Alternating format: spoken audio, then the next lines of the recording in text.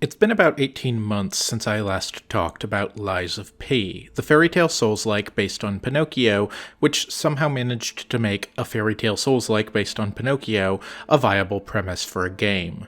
My opinion of the game has only gone up since then. I love Lies of P a whole lot, and I've been eagerly awaiting the promised expansion pack ever since it was announced, even before I released my first video about it.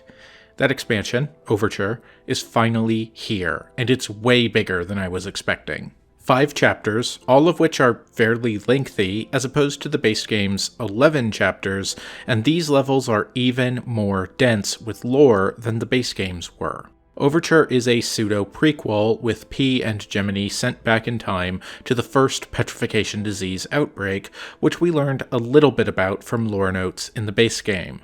Overture has given us a lot of new information to chew on, and has recontextualized a lot of what we saw in the base game, so let's talk about it, shall we? Obviously, there will be spoilers not only for Overture, but for the entire base game ahead, so don't say I didn't warn you. Today, we're going to dive into the story of Lies of P Overture, how it relates to what we saw in the base game, and some corrections on things that I said in the original video. If you haven't seen that original video, it's not required viewing, just know that I'll be assuming you're familiar with the base game's story going into this one. If you need a refresher, or haven't played Lies of P and want to catch up, I'll throw a link to the original video down in the description. Without further ado, let's talk about Lies of P's sort of prequel, Overture. Perhaps the biggest difference between Lies of P and its DLC is that there are far fewer references and similarities to story beats from the source material, Pinocchio, in Overture. I could see some people being disappointed by that, but personally, I think it's simply because the main game already used most of the material from the original novel in one way or another. One of my favorite things about Lies of P is that it really went deep and adapted nearly every piece of the source material. So that meant the DLC really only had 3 options. Readapt scenes the base game already touched upon in a new way, pick another public domain work to adapt, which seems to be the direction the sequel will go, with the original game's ending strongly implying the next game will be Wizard of Oz themed, or don't worry about adapting anything and just tell an original story within the lore established by the main game. Overture, for the most part, picks the third option, which I think was the right one. Don't distract from the story of the original by throwing 5 chapters of Peter Pan in here, just expand on the original parts of the lore you created. As a result, though, there are a lot less connections to underline, which was half the point of my original video. Of course, there are some connections used in the DLC. For the record, in the original video, I was referencing the Penguin Classics version of the book. For this one, I'll be referencing the Project Gutenberg version available for free online. I like the Penguin Classics version more because of those extremely helpful annotations that put the original text in context, but to be honest, my copy of it is somewhere in my storage unit right now, so the Project Gutenberg text is what I'll be using today, and because that doesn't have page numbers, I'll just be citing the chapter for any quotes I refer to. Link in the description. Perhaps the most interesting choice in Lies of P is that you never fight a sea monster over the course of the base game. Instead of a boss fight against the terrible dogfish, Simon Pistris Manus is the story's equivalent. It is he who kidnaps Geppetto and moves the plot of the game's third act forward, and his middle name, Pistris, a Greek word for sea monster, makes it clear that this is intentional. In fact, a new note in the DLC, Great Master's Letter of Excommunication, refers to Simon as, quote, my sea monster, end quote, underlining the similarity. Despite this, a lot of players understandably missed that Simon was the game's version of the terrible dogfish, including myself on my first playthrough, and equally understandably, were disappointed that a Pinocchio Souls-like ended without fighting a sea monster. Because of this, I said at the end of the original video that I wouldn't be surprised if the DLC featured a boss fight against a sea monster of some kind, and sure enough, that did happen. It's a mini-boss fight in Chapter 4, but it is there, a fight against a giant mutated shark who pops out of a whale's corpse. One of the few characters in the original novel that never appears in the base game of Lies of P is Rosaura, one of Mangiafoco's puppets alongside Arlecchino and Pulcinella, sometimes translated as Harlequin and Punch. In Overture, Rosara appears as a small puppet who you encounter several times throughout the DLC. If you complete her quest, it's revealed at the end that she was a childhood toy/companion of Carlo, Geppetto's son whose soul was placed in the puppet we play as, who I will be continuing to refer to as P throughout this video to differentiate from talking about the protagonist of the original novel. She eventually ends up waiting for P back in the present day outside of the boss arena where we fight the scrapped Watchman. A short intermission of sorts at the end of Overture's Chapter 1 takes us to a carnival that's set up at the Krot Zoo. We get a glimpse of this carnival after it's fallen into ruin in the main game and fight the Parade Master, a puppet who physically resembles an iconic character from the original story, Mangiafuoco, though his name, literally meaning Fire Eater, is also adapted as the boss of Chapter 3, the King's Flame Fuoco. In Chapter 33 of the original story, Pinocchio is sold to a circus after being turned into a donkey in the land of toys. Adaptations often combine this circus with Mangiafuoco's puppet theater from much earlier in the story, and indeed we encounter the Parade Master puppet again here as a mini-boss. In addition to characters new to the DLC, several characters from the base game who were based on characters from the original book have had their stories expanded in Overture. A new NPC in Overture is Klaus, a large, jovial man in the unfinished Hotel Krot, who has you retrieve his bags of luxury goods to expand his shop inventory. Klaus wears a tiger mask, which is interesting, because while there are many talking animals in Pinocchio, there's not a tiger anywhere in the book. Instead, Klaus appearing as a large man who wants you to go get his bags of goodies seems to be a reference to Santa Claus. However, once you beat Overture, if you return to where Klaus was, but in the present-day Hotel Krot, you can find a note left behind by Klaus. This note is structured as a review of the hotel, identical in style to Medoro's reviews of various Krot landmarks, which can be found in the main game. This implies that Klaus was secretly Medoro in disguise. In the main game, you encounter what is implied to be the monsterified version of Medoro in a secret area of the Barren Swamp, and while I can't confirm it's the same voice actor because as far as I can tell the voice line for this carcass in the main game went uncredited, it sure sounds like the same voice to me. Let me introduce myself. I am Klaus, merchant extraordinaire and collector of rare ergo. Perhaps it's better to end this way, yet while the getting's good. On the other hand, if we assume Klaus is Medoro under an alias, this leads to some inconsistencies with his final report, which we can also find in the barren swamp of the main game. Written in the moments before Medoro transformed, "My friends are the only thing that comes to mind in my final moments. Lumacchio is ill, Sophia is missing, Lorenzini lost hope, H is dead, and here I am, Medoro." The inconsistency here comes from Medoro describing Lumacchio as ill, and for that matter as a friend, because Lumacchio doesn't seem to know or care about Klaus at all when we ask about him, and by the end of the DLC, Lumacchio won't be ill, he'll be dead. On the third hand, there are time travel shenanigans happening in this DLC, and we are the ones who killed Lumacchio during the DLC, so it's likely that Lumacchio wouldn't have died during the first petrification disease outbreak if we weren't there. I'm just going to say I think it's supposed to be Medoro. This note might have been lightly retconned, but there is some evidence contradicting that too. One of the nicest surprises in the DLC comes about a third of the way into it when you encounter Alidoro, the real Alidoro, for the first time. If you'll recall, Alidoro the Hound is a famous stalker who you seemingly encounter in the base game, serving as your boss soul vendor. He's admired by everyone, especially your blacksmith Eugenie, because he rescued her sometime before the story. By the end of the game, though, you discover that the Alidoro you meet is an imposter who killed the original Alidoro and stole his identity, and he betrays your friends at Hotel Krot, joining the assault with the Black Rabbit Brotherhood and the Fox and the Cat. The real Alidoro was killed before the game even started, and it turns out that he was actually Eugenie's missing brother, both of them having come from the Lies of P universe's equivalent of Korea. It's Korea. I'm sorry. I said it was Japan in the original video. I thought it was a weird choice for a Korean game, but I didn't know the Land of the Morning Sun was a nickname for Korea, and I equated it to the Land of the Rising Sun nickname for Japan. My apologies to the people of Korea. In Overture, Alidoro serves as an ally who helps you on your mission and even helps you as a summon for one of the new boss fights, the Two-Faced Overseer. The Two-Faced Overseer is fought in the Zelator Underground facility, one of the Alchemist's earliest attempts at using the power of the Arm of God to ascend someone into a superior state of being.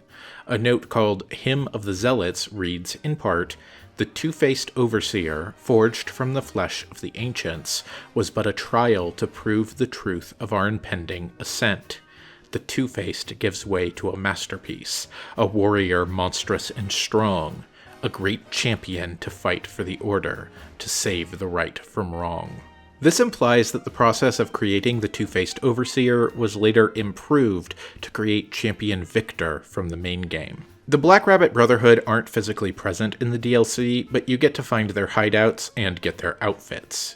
There aren't many big revelations about them here, mostly we just find out that they were working for the Alchemists well before the events of the main game, and we get some cute interactions between them in notes.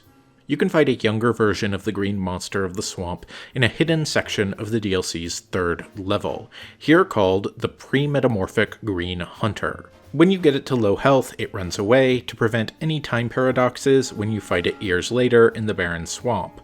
We still don't have much to go on regarding what it actually is, though, aside from learning that it originally came from the Relic of Trismegistus. While Lies of P is primarily based on Pinocchio, both the base game and the DLC are covered in references to other public domain works, and weirdly 80s sci-fi movies.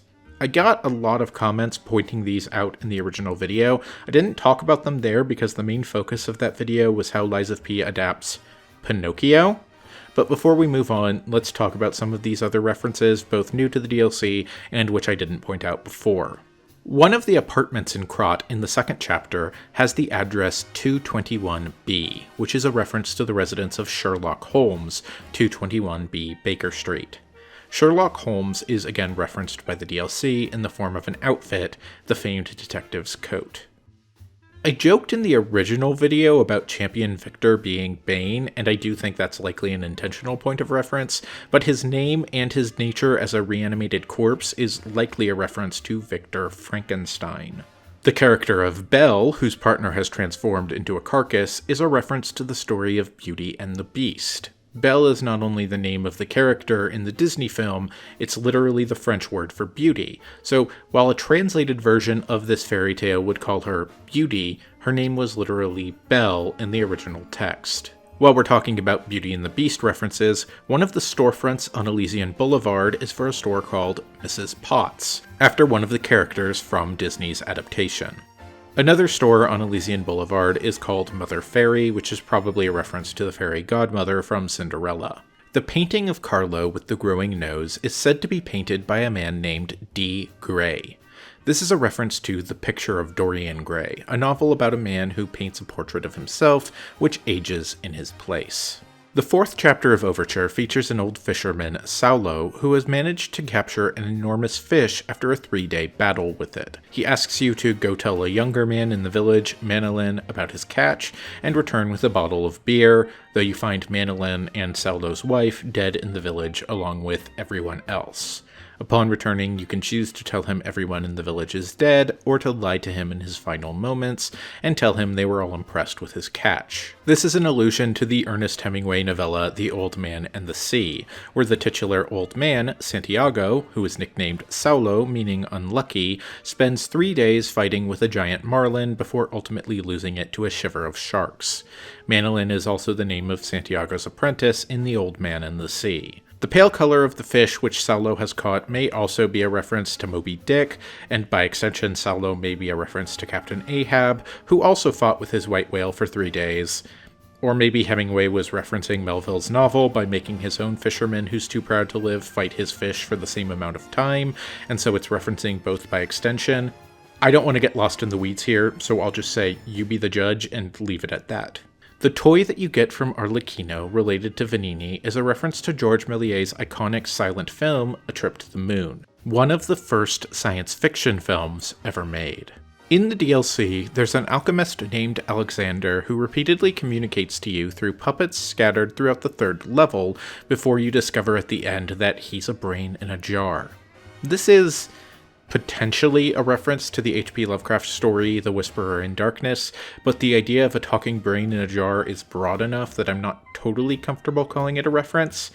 If it's referencing something else specific, please let me know. One funny detail is that he was put in this condition because he went on a date with a high-ranking alchemist's daughter. There's no real information on who this high-ranking alchemist was, but my headcanon is that he went on a date with Sophia, and Valentinus is the one who had him brained. A character mostly new to the DLC, the Legendary Stalker Lea Florence, who we'll talk about in detail later on, is very superhero-coded, a masked woman going around Krat fighting corruption and stopping criminals. Because of the game's French setting and general respect for literature, I have her pegged as a loose reference to The Scarlet Pimpernel, a 1905 novel set just after the French Revolution, about an aristocrat who appears to be nothing but a wealthy fool by day, but fights for justice from behind a mask at night. The Scarlet Pimpernel was, of course, a major inspiration for Batman, which Lies of P does seem to take some cues from, so follow your heart when deciding which one it's referencing. The introduction of the Legendary Stalker also answers one of the biggest remaining questions I had about the main game, specifically who the stalker you see Romeo and Carlo trying to get to mentor them was in one of the visions on the beach. It's Leia who would take the two boys on as apprentices. The second major boss of the main game, the Scrapped Watchman, is a police robot named Murphy. That's a reference to RoboCop. RoboCop isn't a public domain work, but there you have it. And for that matter, Romeo's metallic face beneath his skin looks extremely similar to the Terminator. While we're talking about things that aren't references to literature, the DLC includes a gunblade, a weapon that is originally from the Final Fantasy series, though it has now made its way into other media. The DLC also includes Wolverine claws as a weapon. Also, there's an eye patch, and while an eye patch certainly isn't specific enough to be a reference to anything, it does mean that I cosplayed as Patch in my first playthrough of the DLC. While not a reference to a specific work, there are a lot of references to Gnosticism within Lies of P, particularly within the Monad family. If you don't know, Gnosticism is, brace yourself, this is a simplification, a heretical sect from the early days of the Christian Church, which has been influential on various forms of mysticism for the past 2,000 years.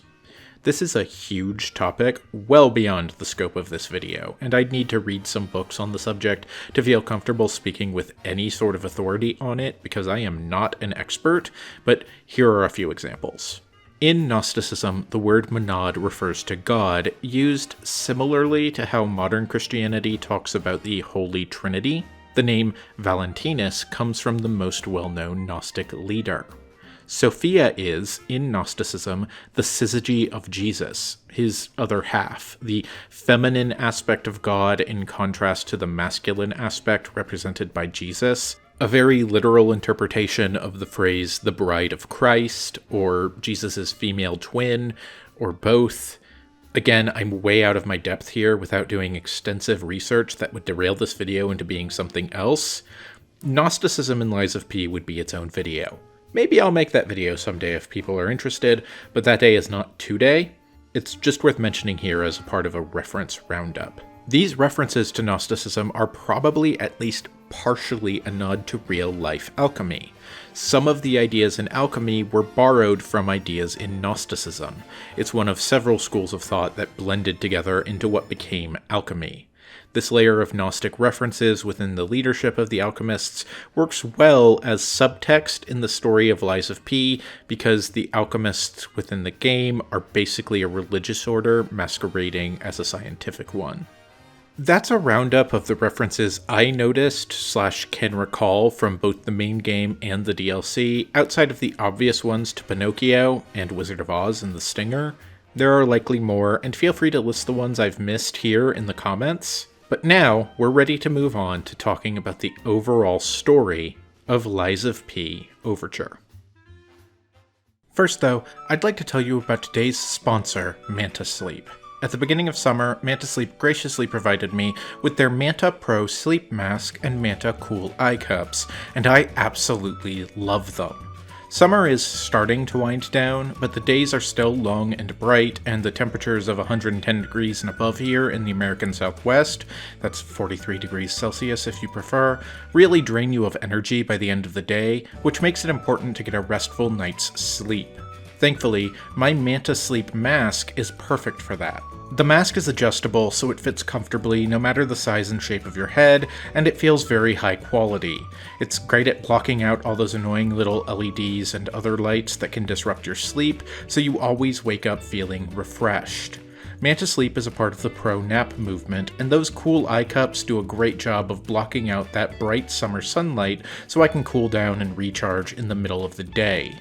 There are a ton of other styles like the steam mask, the silk mask, the weighted mask, and even the sound mask, which includes built-in Bluetooth speakers, which are great if you, say, like to listen to extremely long video game lore videos while you're falling asleep. If you're ready to start sleeping better, follow the link in the description and use my coupon code ZULDEM10 to get 10% off your order. Thank you again to Manta Sleep for sponsoring this video. Now, we've got a lot of ground to cover, so let's start by talking about Krat Zoo and its master, Marchiona.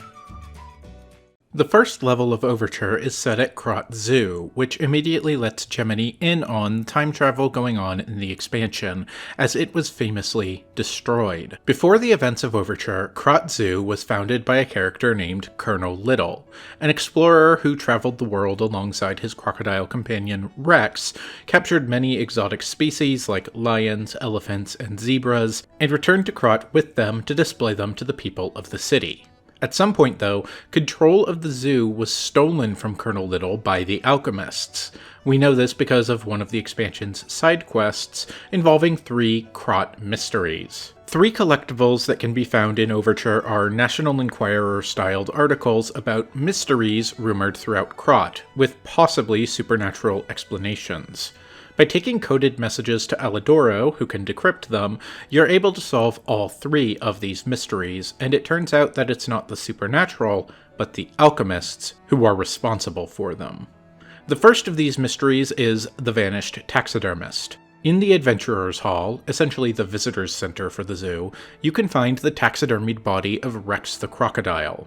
The Krat Mysteries note explains, after the Colonel's unfortunate death and subsequent purchase of the zoo by the Alchemists, Filato carried on his friend's will as manager of the zoo. Filato was deeply offended when the Alchemists insisted he mount Rex, the crocodile that had killed the Colonel. Just seeing the animal responsible for his friend's death pained him. Filato was hardly enthusiastic about the task. One day, however, he abruptly began pouring his all into the job like a man possessed. After stuffing and mounting the crocodile, the taxidermist vanished. A rumor began that Filato had himself been devoured by the mounted crocodile. It seemed the evil spirit of the man-eating crocodile had somehow infused the stuffed recreation. So the official story is that Colonel Little's beloved pet Rex turned on him and killed him. After the Colonel's death, the Alchemists bought the zoo and had Rex killed, then stuffed and mounted by Little's friend Filato. Shortly afterward, Filato also vanished. By following the quest, you're able to find a note hidden by Filato in Rex's mouth, revealing what really happened. The likelihood that the crocodile consumed human flesh is low. I found no human tissue or blood between the reptile's teeth or within its gular fold. The reptile's throat was free of fibers that human clothing would have left behind. Furthermore, the wound on the Colonel's corpse is inconsistent with the bite of a crocodile. In light of these facts, it is highly unlikely Rex, the crocodile, killed Colonel Little. I conclude this incident was, in fact, murder. I should have known something like this would happen the moment they took an interest in the zoo. If this note is read by someone of good and just character, please reveal the truth to the world. In my cowardice, I cannot. If this message gets buried away, I pray a great curse befalls those alchemist parasites. The deciphered message that allows you to find the note in Rex's mouth, meanwhile, reads, Target neutralized, no notable actions observed. Taxidermy secured in excellent condition as ordered. You are now the sole master of the zoo. Congratulations, Lady M. So what really happened is that the alchemists wanted Krat-Zu, and when Colonel Little wouldn't sell, they had him killed and framed Rex for it. Velado's disappearance, in turn, is either because he fled in fear of the alchemists after he found out what had actually happened, or more likely, he was also killed and disappeared by them. But why did the alchemists want to buy a zoo? By the time we visit it, Krat-Zu has been taken over by Marchiona, the Puppeteer of Death. The moment you enter the Visitors Center, Marchiona talks to you over some sort of PA system, letting you know that she's aware of your presence and is waiting for you on the other side of the zoo, if you can survive the monsters that are now loose. Welcome to us. To defend you and his slaves from I, Marchiona, the Puppeteer of Death, I'm here.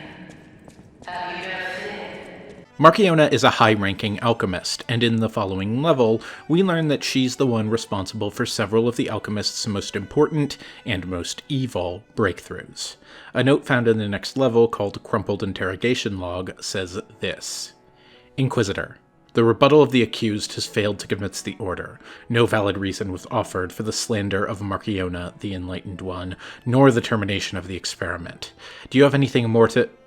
Accused. She must not create any more abominations. This is not the true path for humanity. Inquisitor. Regrettable sacrifices must be made to pursue the path of truth. Accused. Honorable Inquisitor, I refer not merely to the sacrificed, but to us all. We have strayed from humanity's path.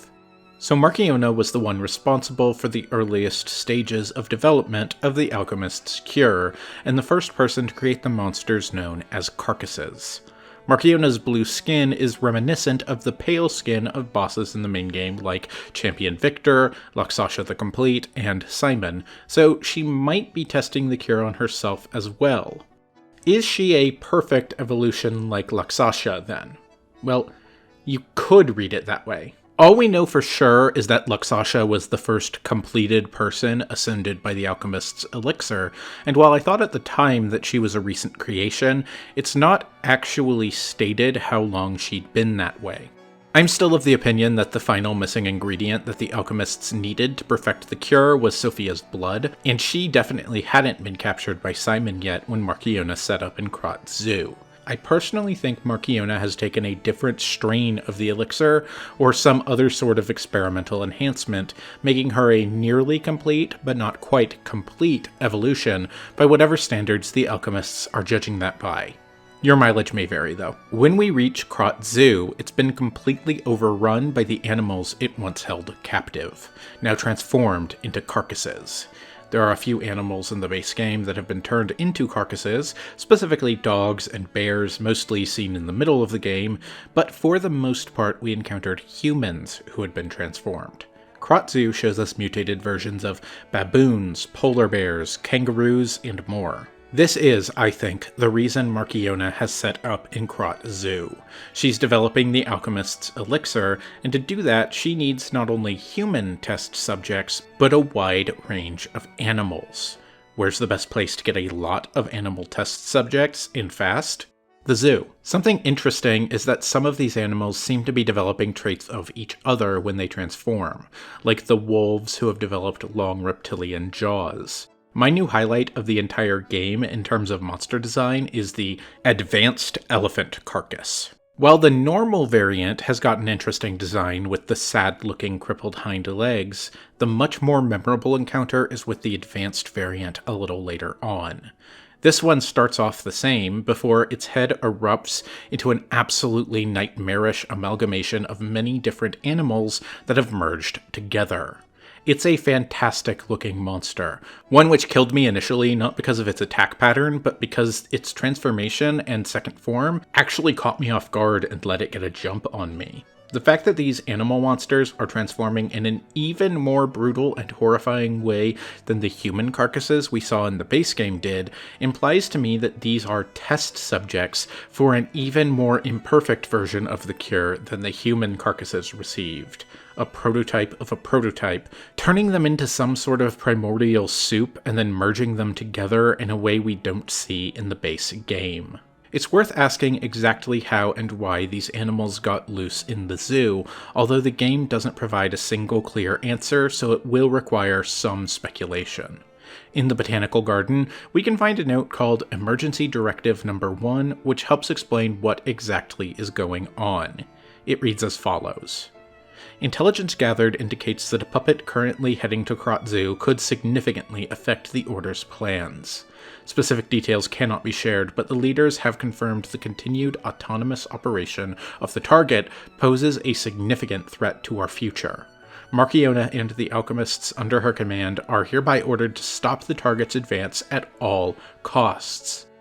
Any puppet acting alone must be considered a threat. So the alchemists who were present at the zoo, operating under the assumption that this rogue puppet was coming for Marchiona specifically, have all withdrawn to the Botanical Garden because it's a defensible position, leaving the rest of the zoo unguarded. At first glance, it sounds like they're specifically setting up to defend against you, against P, but that's not actually the case. In fact, when you enter Marchiona's boss fight, she's surprised that the puppet she's expecting isn't the one who showed up. I was told that murderous puppet had come to call on me. So who is this handsome guest standing before me? We'll find out more about this puppet the alchemists were so afraid of later on, but for now, suffice to say that it seems like the zoo animals have taken their warden's absences as a cue to stage a full prison break. Another note is written from the perspective of one of the circus workers writing a letter to his wife. It reads, I should have listened to you, my dear. Should have packed our tent and left with you. Staying here was a mistake. We were only distractions, just biding time until they could unleash their circus of monsters. What's the point of it now? I've lost you. I want to see you. You're still in there, but forgive me. I can't even tell which one of those things was you. Farewell, my love. This explains who the human carcasses we find in the zoo are, and where the human workers of the circus disappeared to. They were taken by the alchemists and transformed. The phrase biding time until they could unleash their circus of monsters makes it sound like the alchemists let the animals loose on purpose, perhaps to form an extra layer of defense from their puppet attacker. On the other hand, most of the cages are clearly broken out of. It doesn't look like the animals were let out on purpose, so that doesn't fully track. Another option is that the animals were let out by another character who passed through the zoo just ahead of you. Throughout the entire DLC, you are following in the footsteps of the legendary stalker Lea Florence, who is trying to track down her missing apprentice, Romeo. An audio log in the workshop of Marchiona tells us that Lea suspects the alchemists may be behind Romeo's disappearance, and also tells us that at least some of the destruction, and dead alchemists and puppets, we'll see throughout the zoo was her handiwork.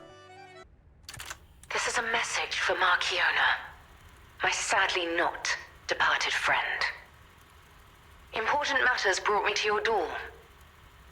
I am searching for my lost apprentice. And it should come as no surprise that I thought you or your other alchemist fiends had taken him.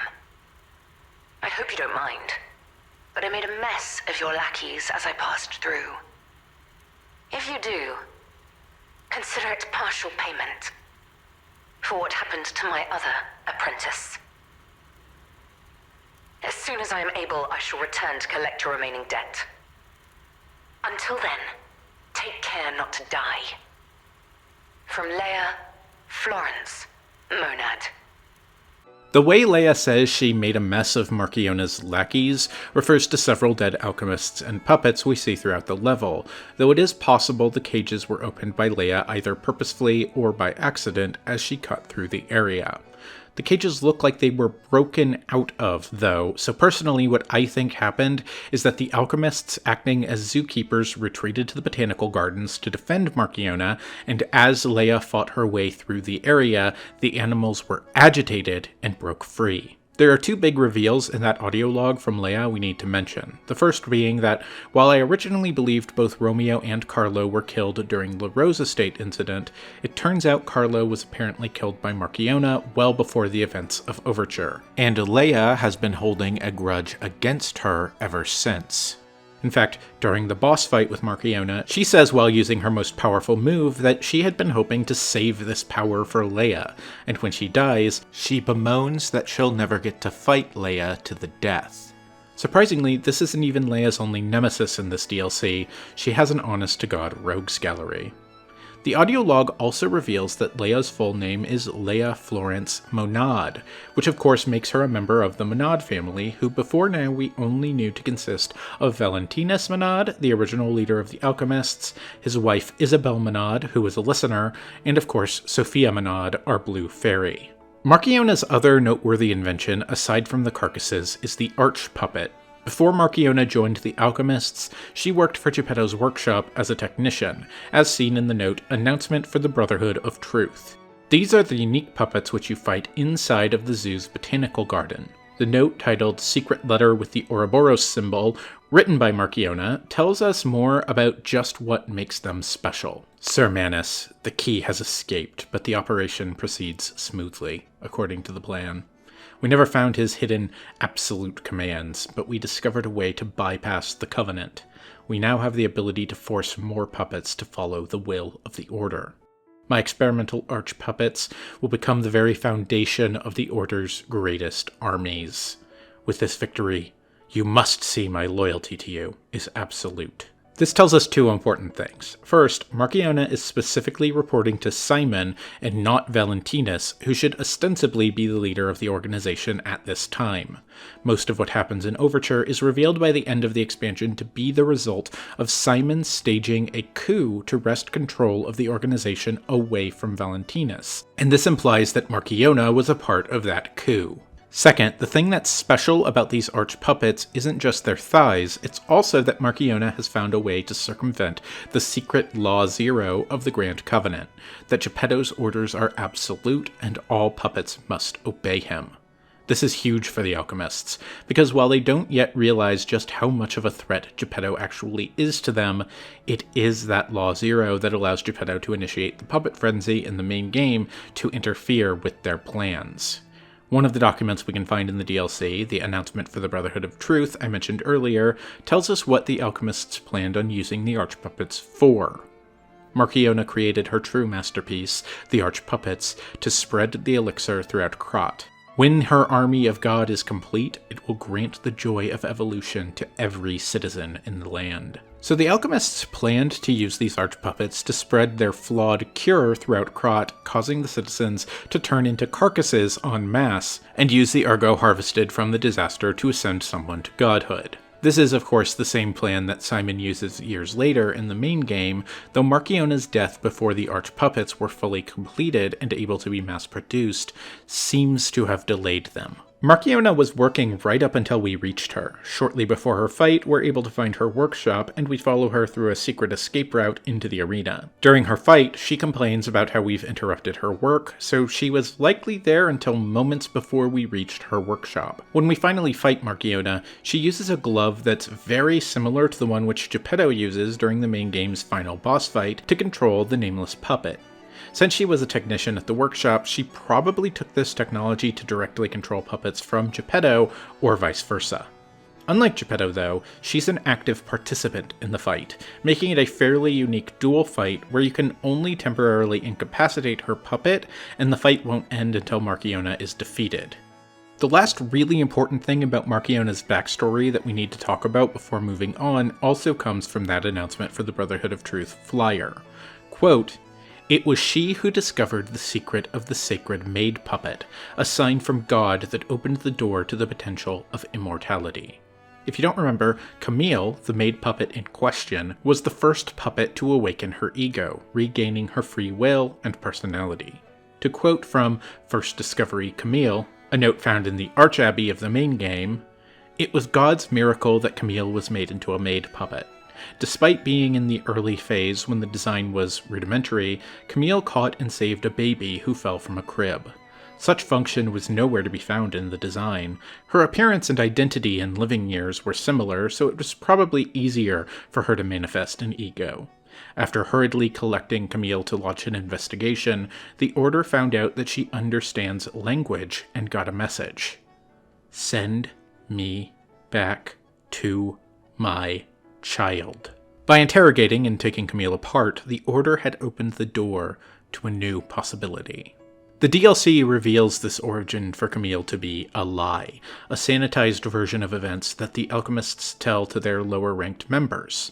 In the unfinished Hotel Krat, we can find a letter written from Valentinus to Geppetto, informing him of his wife's death. The letter reads, "My dearest Geppetto, it is my duty to bring you the regrettable news of Camille's death. Reports indicate the job was proceeding as planned when a catastrophic chemical leak occurred, leading to a colossal mortality event. There were no survivors. Due to the ongoing toxicity at the site, the search and recovery operations have been called off. I cannot describe how much it pains me to deliver this news to you, my friend." Camille shone brightly with the light of genius. All of us, all of Krat, have lost a brilliant star.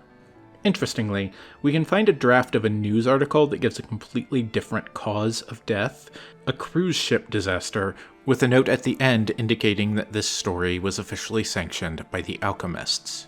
The second half of the interrogation log that told us Marchiona was responsible for the carcasses, however, gives us a third, uncensored version of events. Accused.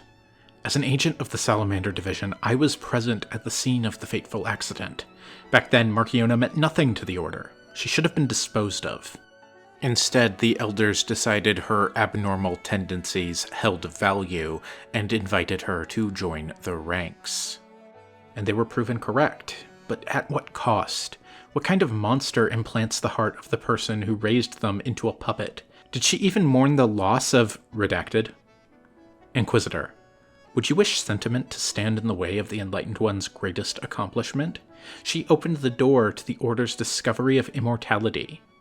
Accused. If that is what immortality is, I'd rather die a human.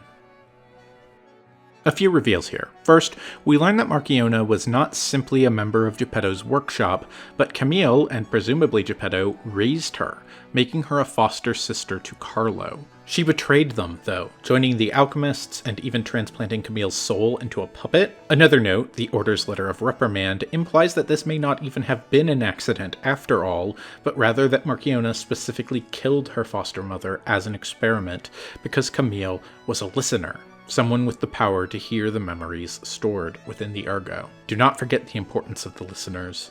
This recent situation is the regrettable consequence. I have repeatedly emphasized the value of these special individuals. They must always be approached with great care. Now this recent series of accidents has robbed us of a listener candidate.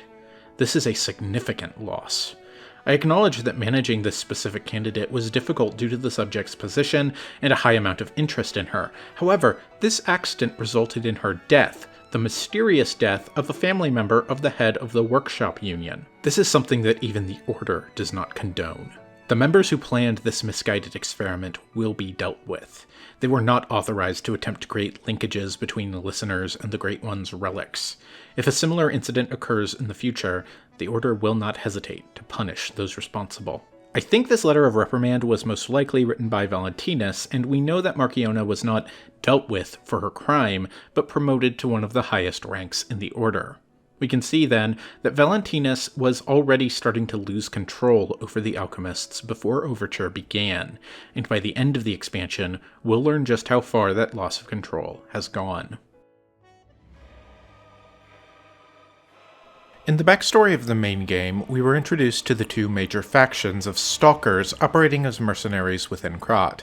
The Bastards and the Sweepers were rivals, but because both organizations had fallen apart by the events of the main game, they were only really relevant to the backstory of the Cat and the Fox, one being a member of the Bastards and the other being a member of the Sweepers, who left their groups in order to stick together as long-lost siblings. While we're on the subject, something I missed in my original video is the detail from the Black Cat's mask and the Red Fox's mask descriptions, with the Black Cat's mask revealing that being Fox's long-lost younger brother was, in fact, a lie, and with Red Fox's revealing that she knew this and chose to accept him as family anyway. It's a really sweet story about found family. We meet the leaders of both factions during Overture and get a chance to learn exactly how their groups fell apart as we descend below the unfinished Hotel Krat and into the Zelator laboratory. In the original game, we took a hidden elevator behind Antonia's portrait down into the relic of Trismegistus, the Ergo mine where the alchemists discovered the strange entity of living stone known as Crowd. This time, we take that same elevator, but stop on a different floor and enter the secret Umbrella Lab where they were conducting their most heinous experiments. The Zelator Laboratory was first referred to in the main game note Bundle of Old Letters, found in the Arch-Abbey on the Alchemist's Isle. It reads, Dear Valentinus Menad, as a result of the last summit, we venerable families have decided to sponsor the Zelator Laboratory construction plan. There are still those who oppose, but it won't be too hard to persuade them. The only possible variable is that they won't give any information about the lab. Being careful is a good thing, but we're the ones who provide the funding, so we don't want any uncertainties. We should never just watch. Old families hate being looked down the most. You alchemists know and handle so many things. I had no idea that place known as the Devil's Pit had so much value. But when a gold mine or a secret is revealed, you can't put the cat back in the bag. Don't worry about the construction workers. We'll take care of it real clean. Don't forget, if you look down or try to trick us, it's not only the workers who will disappear. Till next time I see you. I'm looking forward to our beneficial exchange. In the name of the old houses, Wolf. Wolf is, for the record, the family name of Claudia, who we know as the Red Fox in the main game, so this was likely sent by one of her aristocratic parents or other family members. The Zelator facility is a secret lab where the alchemists, led by Marchiona, performed human experiments to try to perfect their cure for the petrification disease. We know from the main game, of course, that curing the petrification disease was secretly only a secondary goal of this elixir. In fact, the alchemists did not want to merely return the body to the state it was in before contracting the disease, but to mitigate only the negative aspects of it, and thereby ascend mankind into a higher state, the next step of evolution. Stronger, immune to aging and disease, with flesh as hard as stone, but still retaining their form and mental faculties. As we pass through the Zelator facility, we can see many of the carcass monsters from the main game floating in tanks. We can also get a glimpse of just how horrific the scale of these experiments was in a room deeper into the facility, where the bodies of unsuccessful experiments are being incinerated. Not only is the pile of viscera enough to fill a massive pit, there's a horrifying gore-encrusted pipe being used to dump more bodies into it. We are passing through the Zelator facility in the midst of an attack. You are following Lea's path through it, and can see she's knocked down cell doors to clear a path, and has killed alchemists and carcasses alike on her way through the facility. About halfway through the level, you can find the Warden's body, at which point Gemini will note that he was killed by Lea, which you can tell from the rose petals scattered about the floor around his body, left behind by her signature attack. He speculates that the death of the Warden was an inciting incident that led to the chaotic state of the facility as you pass through it. It seems that Lea wasn't the first one to try to attack the Zelator facility, though. Shortly after we find the Warden, we can find a sweeper actively in the process of transforming into a carcass. He explains that they followed their leader, Veronique, in an assault on the lab after she learned of the human experiments being performed there. Unfortunately, this turned out to be a trap. They ambushed the sweepers, captured them, and injected the survivors with the imperfect cure that creates carcasses. As we progress through the Zelator facility, we can hear screams and sounds of fighting from deeper within. When we finally reach them, it turns out that they belong to Veronique, who hasn't transformed yet, but has been driven mad by the elixir. She was fighting Lea, but Lea seems to have escaped somehow, presumably not wanting to waste any more time with Veronique to continue her mission to rescue Romeo. Thankfully, you're able to finish what Lea started and put Veronique down. In her last moments, she regains some clarity and expresses regret for attacking you. She also speaks of Lea, who she tells you has gone on toward the coast, with great respect, referring to her as a former rival amongst the Stalkers, someone she saw as an equal. Veronique is an adaptation of one of the many talking animals from Pinocchio, a goat who tries and fails to save Pinocchio from the terrible dogfish in the 34th chapter of the book. In the book, this goat is blue, strongly implying that this is the Blue Fairy in another form. Unlike the source material, Overture does not imply in any way that Veronique is secretly Sophia somehow, but her outfit's title keeps this detail called the Blue Sheep's Battle Apparel, despite being a silvery color. Veronique is a very tragic character. She's genuinely a good person, and the sweepers were trying to defend Krot, but ultimately they died for nothing, completely failing to foil the Alchemist's plans. At the very least, if you've learned the Stalker's Promise gesture from the main game, a salute shared by both the Sweepers and the Bastards, you can give her this salute in her final moments as she fades from consciousness. The other leader, Lumacchio, stands in stark contrast to Veronique. You first encounter Lumacchio when you reach Hotel Krot. He seems a bit up his own ass, but also helpful. He's the one who directs you to the Zelator facility, telling you Lea was headed that way. This is true, because as soon as we enter the basement, we can find Lea's key to the Rose Estate, which she must have dropped. I also find it amusing that he calls Romeo Lea's sidekick, if you ask about him, further emphasizing the superhero association. Romeo? Never heard of him. Oh, the sidekick. The legendary Stalker's young apprentice, I suppose. Lumacchio, like Veronique, is an adaptation of one of the talking animal characters from Pinocchio, and wears a mask representing that animal, specifically, in Lumacchio's case, the Snail. The Snail appears twice in Pinocchio, both times as a servant of the Blue Fairy. First, he appears in a comedic scene where he takes hours and hours to do simple tasks, like coming down the stairs to open the front door for Pinocchio. And later he appears at the very end of the story to tell Pinocchio that the Blue Fairy has fallen deathly ill. This lets Pinocchio sacrifice his last 50 pennies, giving them to the Snail to help the Blue Fairy in any way he can. This is the final act of self-sacrifice that Pinocchio had to perform for the fairy to transform him into a real boy. Aside from the motif of a snail, Lumacchio really shares very little with his animal counterpart. It turns out that Lumacchio is, fittingly, one of the biggest bastards in the game. After defeating the two-faced Overseer with Alidoro, you encounter Lumacchio again at the entrance to the Relic of Trismegistus. When you tell him of Veronique's fate, he seems very upset. He speaks of Veronique with great respect here, as she spoke of Lea. Like me, surely you've heard of the tragedy of the Zelator underground facility. Such a loss. And Veronique, to think she met such a horrible end. It rends my very heart in two. We disagreed on nearly everything, but there was respect. And on her part, greatness. Veronique was my rival, but was she a hero? Yes, and did seeing her lead me to self-reflection? Yes, it did. And as I reflected, I've learned I simply do not have the courage for, self-sacrifice. We'll find out later that this is an act, however. He's very shifty about what he's doing in Trismegistus, telling you that he had some generic business to attend to. Once again, appearing helpful but actually sending you directly into harm's way, he gives you the key to a sealed room deep within the mine, telling you that it's a secret path to the coast.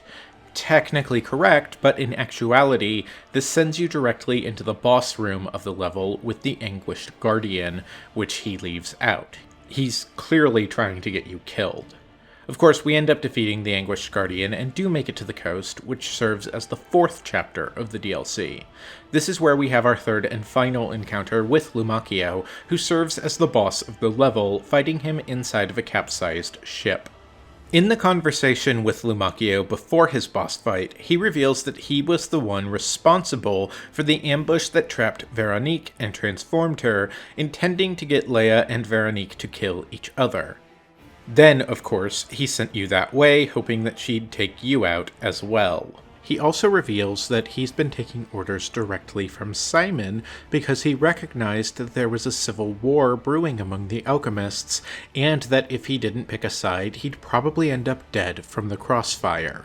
The boss fight against Lamacchio is infuriating. He has a ton of delayed attacks, he uses smoke screens to disengage with you, and then follows up with either a fury attack or by throwing bombs your way, and he's generally designed to be hugely punishing to players who try to play aggressively, which is how much of the rest of the game teaches you to play.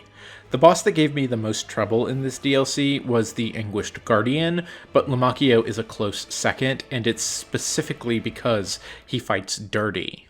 It's debatable whether that makes for a good boss fight or not, but I call it out here because, narratively, that's perfect. Lamacchio is a dick, and he fights like one. The boss fight it reminds me the most of is Owl from Sekiro, who is also a character without honor, who is willing to do anything to come out ahead, and he fights like it. It's an excellent example of how to tell your story, how to characterize a villain through gameplay. Gameplay is story here, and I'm always a sucker for when that happens. In his fight, Lamacchio uses the umbrella weapon Etiquette, which you can get from the Scrapped Watchman's boss ergo in the base game. This was already described as the weapon of the leader of the bastards, so it's no surprise he uses it here. Partway through the fight, when Lamacchio realizes he might lose, he starts juicing, taking an elixir of power the alchemists gave him, having been told that it's the completed cure.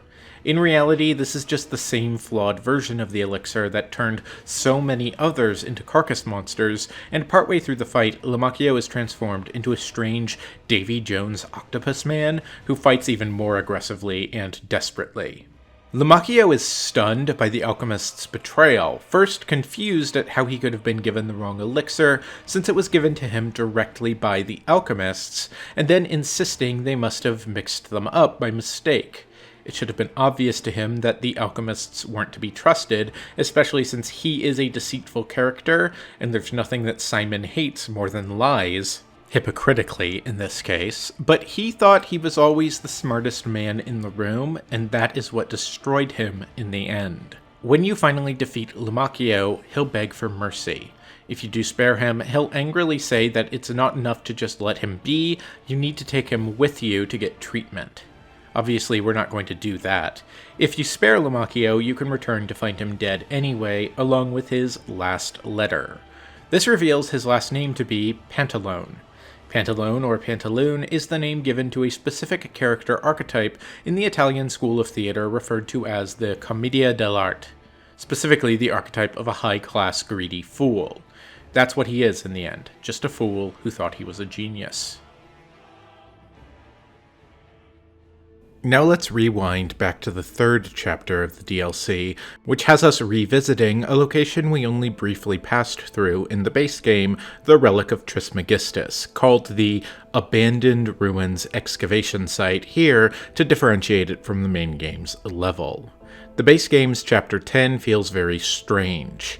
Despite being a very lore-significant area, the mine where the Crowd Cluster was originally discovered, it's a very short level, feeling more like an intermission between the lengthy Chapter 9 and the extremely long Chapter 11. If you look up well in the level, you can see what looks like a ton of fully developed paths through the level above your head, but you never visit them naturally. It turns out, perhaps to no one's surprise, after release people discovered that Chapter 10 was home to a ton of cut content, and if you carefully Skyrim your way out of bounds, you can find a nearly complete level devoid of enemies and items, which must have been cut for time. As far as I can tell, the method to get out of bounds and explore the cut level has been patched out, and I've never done it myself, so I'm going to link a video from the channel Mesolimbic exploring the cut area in the description if you're curious about seeing the whole thing. The DLC's Chapter 3 doesn't take place in the actual cut geometry from the main level, but it makes good on the promise of that level, as we finally have a full level set in the mine where the Crowd Cluster was discovered. The Ergo Mine is where we encounter the second Krot mystery, this one called the Spider Cave Puppet. The Crop Mysteries book on it tells a ghost story about one of the miners in an age where both humans and puppets worked to excavate the ergo found within. Originally, both human and puppet miners worked side by side.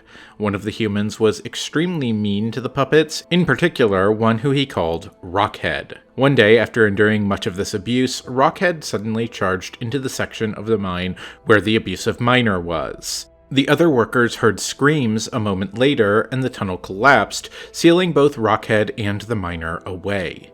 They were never able to rescue the pair, and eventually gave up, with the alchemists declaring that the incident proved the mine was too dangerous for human workers, fully automating the mine with only puppets. To this day, rumor says you can still hear Rockhead trying to dig his way out, his bloodlust unsated, seeking to kill more humans when he escapes.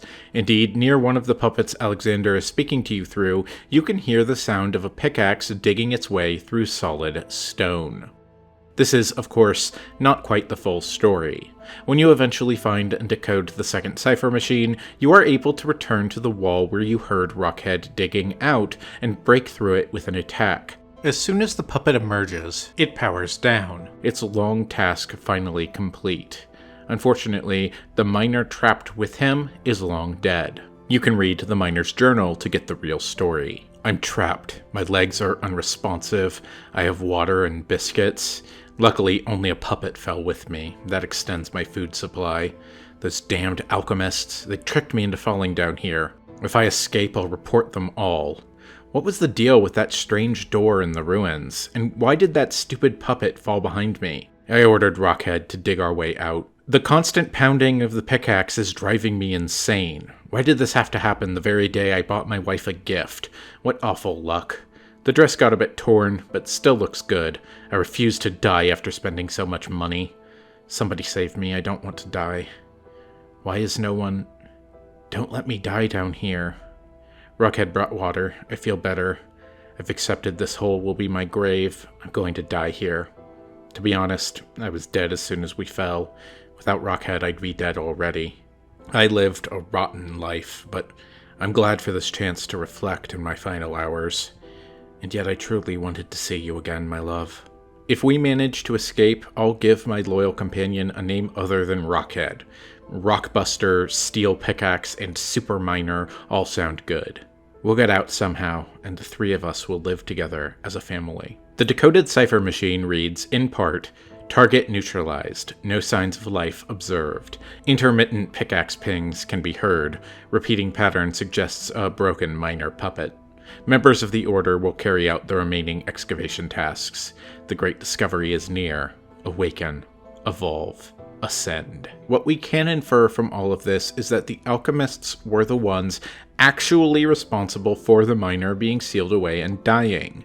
They needed a big accident to happen to give them an excuse to remove all of the human miners from the site, because they didn't want anyone outside of the Order to stumble across what they knew was lurking in the depths. So what exactly did they discover? One of the big reveals in Overture is that the events going on in Krot really started much, much earlier than the base game let on. As we reach the end of the level, we start to come across large stone carvings that are recognizably the same as the ones we see on the Alchemist's Isle at the end of the main game. Within a large room referred to as the Sealed Arm of God's Altar, we encounter the area's boss, the Anguished Guardian of the Ruins. The Anguished Guardian emerges from a giant cocoon that looks similar to the ones we can see in levels like St. Frangelico's Cathedral or Lorenzini Arcade in the main game, which some of the transformed carcasses emerge from. Just before the boss room, we can find a note called The Rulebook for the Ruins' Deepest Site, which gives a set of rules for alchemists studying the find. Most important to us is the fourth rule, which reads, entering the altar while in possession of high quantities of ergo is prohibited. Doing so may agitate the subject and lead to unstable events. It's no wonder why the Guardian awakens and attacks us as soon as we enter, then. Throughout the whole game, we've been absorbing massive amounts of ergo, which immediately agitates the monster. We even get a quick glimpse of his predator vision, and can tell he senses all of the ergo within us. Presumably, that's why Lea was able to pass by the Guardian undisturbed. She's not a walking ergo battery the way P is. The description of the Anguished Guardian's boss ergo reads, "There was once a warrior who swore an oath to perpetually slumber, so long as his people were protected from immortality. But the vilest of secrets awakened him and transformed him into a living nightmare." Interestingly, more lore referring to the Anguished Guardian comes from the base game weapon, the Trident of the Covenant, the boss weapon you can acquire from Archbishop Andreas's ergo. The description of the trident reads, "A ritual trident that was lying asleep in the relic of Trismegistus. It is presumed to have once belonged to a great warrior who served an ancient king. The warrior of the sea vowed to protect the people from the cursed relic. He kept his vow even when his skin was mashed until it was green." If you look, the much smaller weapon the Anguished Guardian is wielding does appear to be a corroded version of the Trident of the Covenant. So this Anguished Guardian was once a member of a very ancient society, presumably the one responsible for the stone carvings seen here and later on the Alchemist's Isle, who swore to protect mankind from the relic in the deepest part of this ancient temple. Curiously, that line about his skin being mashed until it was green seems like it's referring to the green monster of the swamp, which we do encounter in this level as well, as I mentioned earlier, but it's not totally clear how one relates to the other. The fact that the Stargazer just before the boss room where you fight the Anguished Guardian is called the Sealed Arm of God's Altar tells us what this relic was, the Arm of God that Simon uses to ascend in the main game. The main game's Order of Crowd report noted that the first historical record of Crowd was 600 years ago, but this seems to confirm that it's been there a lot longer, likely falling to Earth as a meteorite in the game's prehistoric period. Whatever this unnamed civilization was, they seem to have found, worshipped, and ultimately come to fear it and the Arm of God well before Saint Frangelico had his own encounter with the Metal Angel. What this tells us is that Krot, the Alchemists, and Saint Frangelico were not the first ones to encounter the Metal Angel and discover the Arm of God.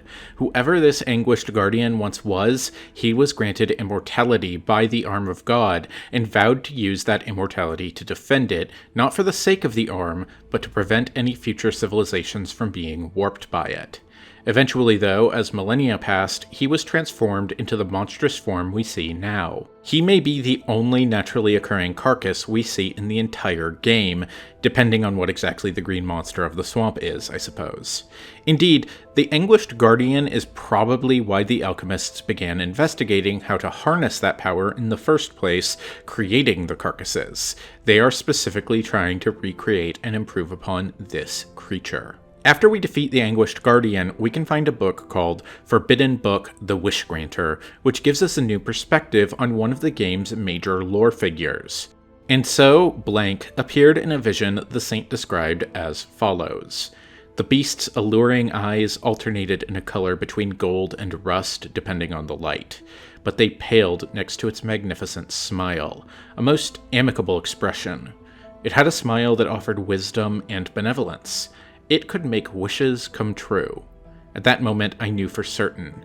This seemingly benevolent being was very dangerous indeed, for it did not know of good and evil. It appears to bear humanity only goodwill and reflects the desires of those around it, striving to make them happy, but this being is only a mirror. It cannot comprehend the moral compass of good and evil, and those who ask for their wishes to be granted will, in the end, see the results they've wrought. A hell built from brick after brick of good intentions. As my last wish, I asked it to return underground. In this way, the world will remember only its supreme benevolence. There are two characters we hear referred to as saints in the game. The first is Archbishop Andreas, who we fight at the end of the main game's 4th chapter. The Archbishop's Holy Mark item description says that the Archbishop was such a man of character that they called him the Saint of Krot. The saint this is much more likely to be referring to, though, is Saint Frangelico, the figure whose encounter with a metal angel became the basis of the church within Krot, with the 4th level even being named Saint Frangelico's Cathedral. This alleged testimony from Saint Frangelico about his encounter with the angel, though, paints a completely new picture of Frangelico and the church built in his name. Frangelico seems to understand that the Metal Angel was extremely dangerous, not because it bears humanity ill will, but because it is so alien that it cannot understand how its actions will harm humanity. It seems in his last moments, St. Frangelico tried to undo the damage he now realized he may inadvertently cause by asking the Metal Angel to return deep underground where it came from. I believe that the Metal Angel is not the anguished guardian we fight here, but the crowd itself, or some humanoid manifestation coming from it like the arm we see reaching out to Simon during his boss fight in the main game. Before we move on from the Relic of Trismegistus, we should briefly talk about the Alchemist's destroyed tram. This tram runs directly to the Rose Estate. We can see the other end of the track in that level, but by the time we reach it, it's been utterly destroyed. As we enter the mine, the entire level starts shaking during a cutscene, and we get a quick glimpse of Lea on the other side of the level, also caught in the quake. I assume that this quake is the explosion that destroyed the tram, because I don't know what else it would be. So I need to ask the question, who destroyed the tram? It really is a question because I'm not 100% sure what the answer is. As far as I can tell, there are 3 possible candidates. My first thought on my first playthrough was that the Blood Artist, Romeo's kidnapper, had destroyed the tram in order to prevent Lea from following him, but on second thought that doesn't make much sense. He wants Lea to follow him. That's why he kidnapped Romeo in the first place. He wants to lure her into a battle. Also, he's on the other side of the tram at the Rose Estate and doesn't appear to have passed through the coast, so it doesn't make sense for him to have been the one to destroy the tram since he took it. The character with the strongest motivation to destroy the tram would be Pinocchio.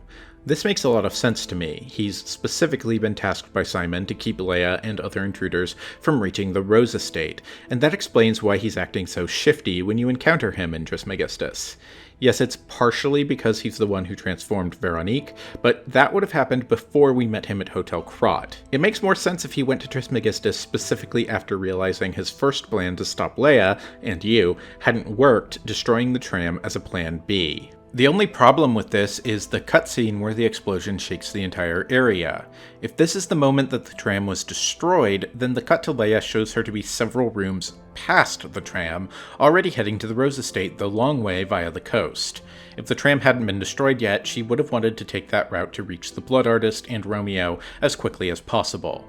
The third option then is that Lea set charges and blew up the tram herself. Why would she do this? The only explanation I can come up with is that she wanted to cut off a potential escape route for the Blood Artist, but that feels like very thin motivation, and she almost certainly would have taken the tram first and blew it up from the other end. I think it had to be Pinocchio who blew the tram up, which means that the cutscene with Lea already taking the coastal route is a small plot hole. I'm curious if anyone watching this has a better explanation though, because while that small plot hole doesn't matter much in the grand scheme of the story, it does leave me a bit unsatisfied with my interpretation of events. Now, let's head back to Chapter 4 of Overture and talk about the Alchemist's civil war. Back in the Zelator facility, where we found the Sweeper Survivor, we also found an important note called Frost-Covered Instructions. These are new orders from Simon which have been sent to the Zelator facility. I have come to a decision at last. A master who has betrayed the truth is no master at all. A church that has betrayed our trust is no friend of ours. We shall bear the light that illuminates the desecrated path of truth once again. We shall deploy all forces from the Zelator underground facility. Until we return, defend the coolant control room and deal with any intruders. No one must breach our sanctum. Go. Defeat the enemies of the truth. Do not stop until the path of truth is realized. I already talked about the Order's letter of reprimand and the crumpled interrogation log, which indicated that Valentinus was beginning to lose control over the Alchemists.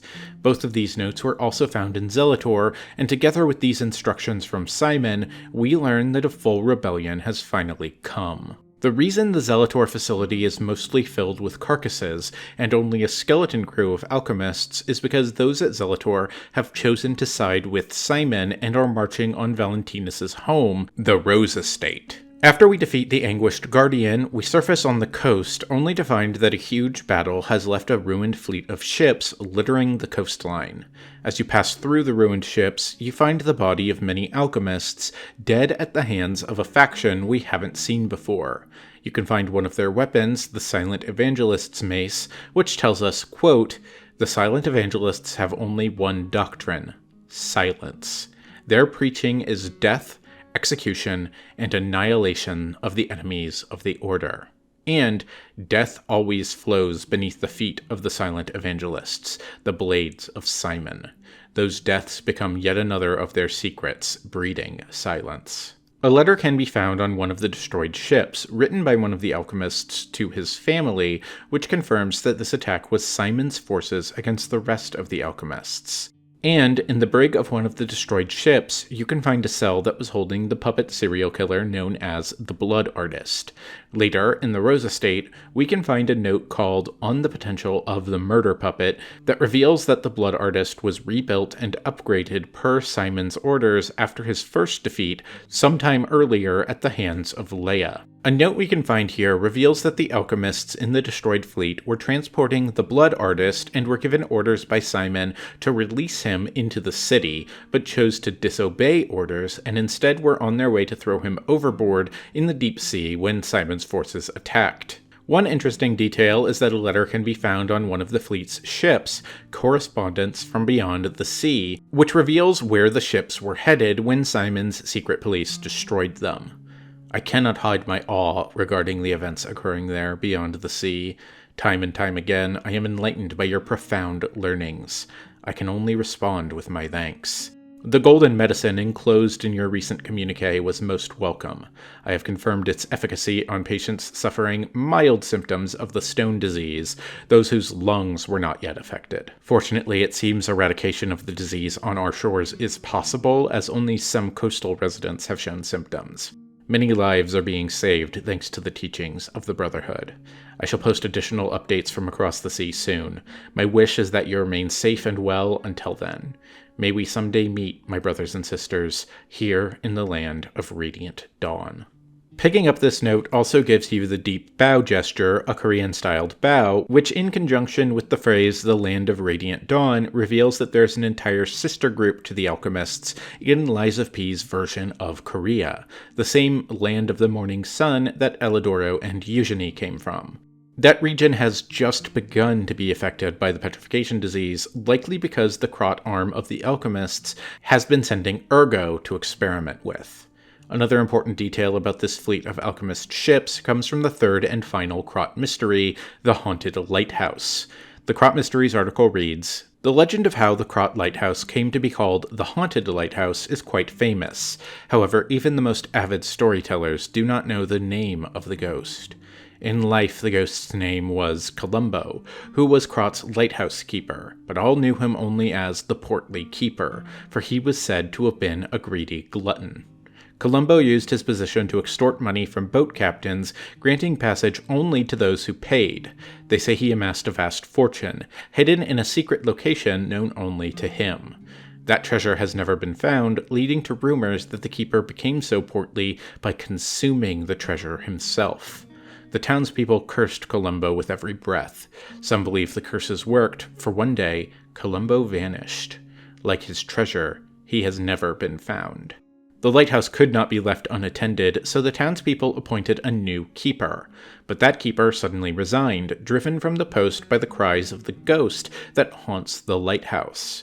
This repeated with the next keeper, and the next, and many more, all fearing the wrath of the ghost. It was only after the keeper changed 7 times that Columbo's ghost finally fell quiet.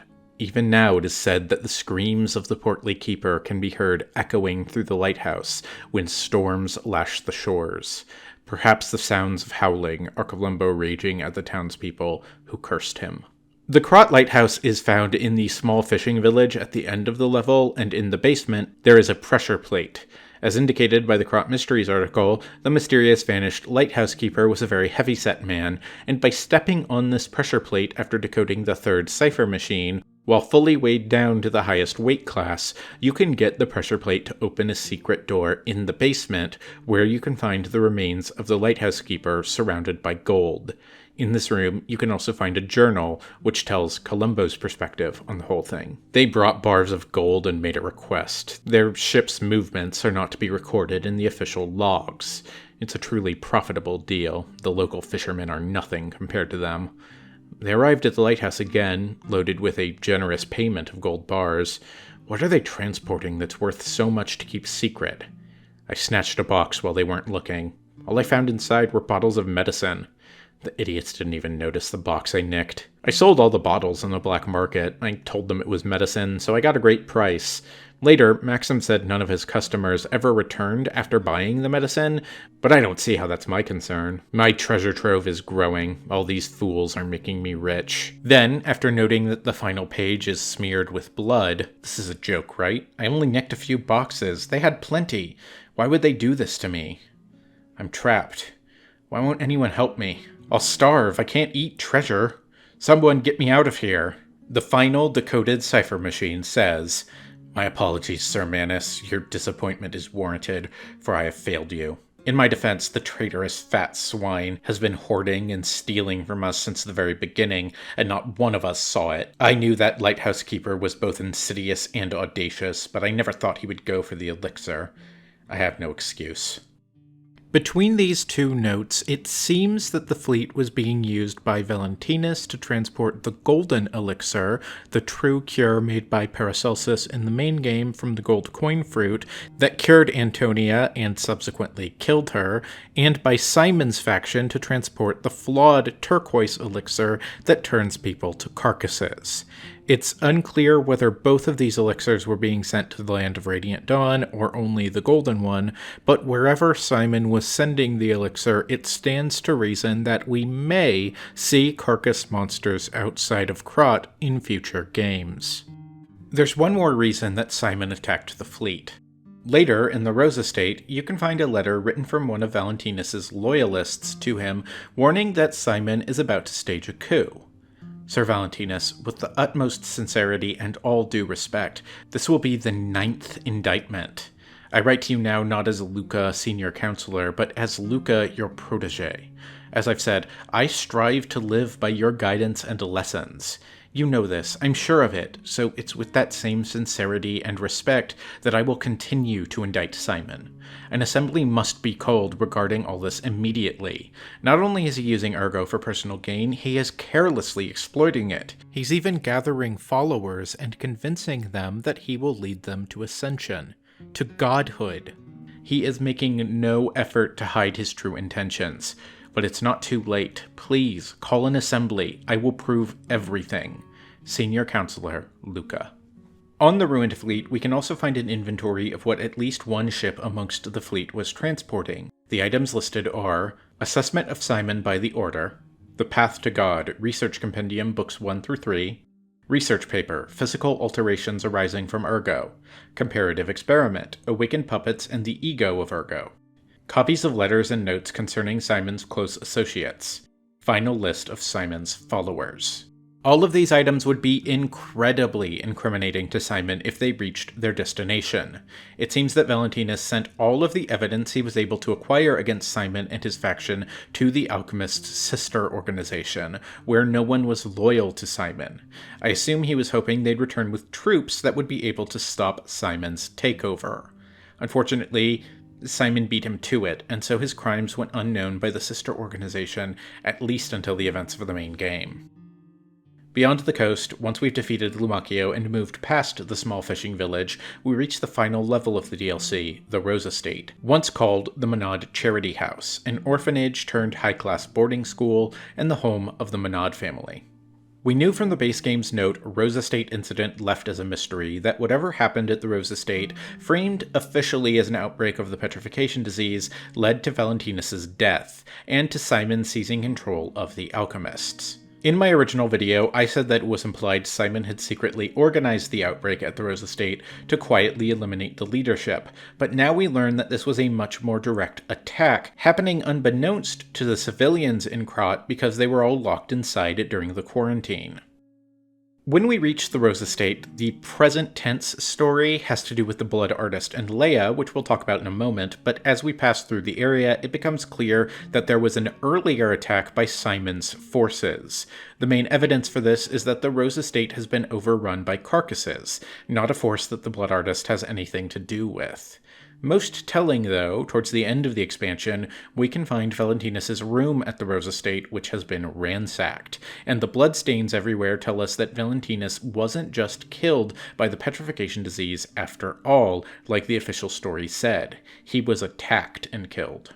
Also in the Rose Estate, you can find Sophia's room. While Sophia is not physically present in the DLC, a postscript in her diary found here does hint at an important detail on the timeline of Simon's plan. P.S. Simon asked to meet me at the harbor, but I declined.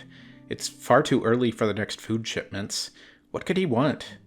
The implication is that Simon was trying to lure Sophia away from the Rose Estate to capture her, and most likely, this assault on the Rose Estate is when he did manage to capture her, locking her away in the Archabbey for the Alchemist's experiments until we find her there, much later, at the end of the main game. Finally, in a secret part of Valentinus' room, you find a smashed case that was clearly once holding the Arm of God. This must be how Simon came into possession of it before it was stolen by Archbishop Andreas. Valentinus was no saint, but he does seem to have kept the alchemist's darkest inclinations in check. Simon, by comparison, saw no measure too extreme, no sacrifice too far, in the name of human ascension. But, like everything that happens in the game, all of this is actually according to the plan of Krot's secret masters above the alchemists. This currently unnamed group of immortals I've been unofficially calling the Trinity due to their association with the Trinity Sanctums of the main game. In Valentinus' room, you find a very important note sent to Valentinus by his master, a member of this shadowy organization. To my young apprentice, I'm told you have succumbed to delusion and abandoned the path of truth, Valentinus. The human heart can be pitiful, but it is resilient, and I see you are unable to discard your connections to family. But your greater sin? Handing over the Great One's arm. You have fallen so regrettably far. I have no choice but to inform you that in the name of the Council, I declare you excommunicated. As we once shared the bond of master and apprentice, I have personally created this excommunicant's cure for you, though you may not have time to take it. I've heard my sea monster is on the move, and it is headed your way. You, who will not see the thread of eternity, make your choice, to live and rot as a human, or to bloom into the next phase of evolution as your final act. Unfortunately, the question is rhetorical, for the matter is out of your hands, Valentinus. This note confirms a few things we already could have inferred from the base game. Valentinus was a member, or at least an agent, of the Trinity, not only the Alchemists. He may not be an immortal himself, but he's being excommunicated, and you can't be excommunicated from an organization you aren't a part of. This makes sense, of course, because we know the Trinity were secretly puppeting the Alchemists, and Simon is aware of the Trinity, but it's nice to have confirmation. I also love the detail that whichever member of the Trinity is writing this note, they refer to Valentinus as my young apprentice. Valentinus is a gray-haired old man, yet to an organization of immortals, he's very young and inexperienced. It seems that Valentinus' conscience was his undoing, and that the Trinity wanted someone like Simon in charge instead.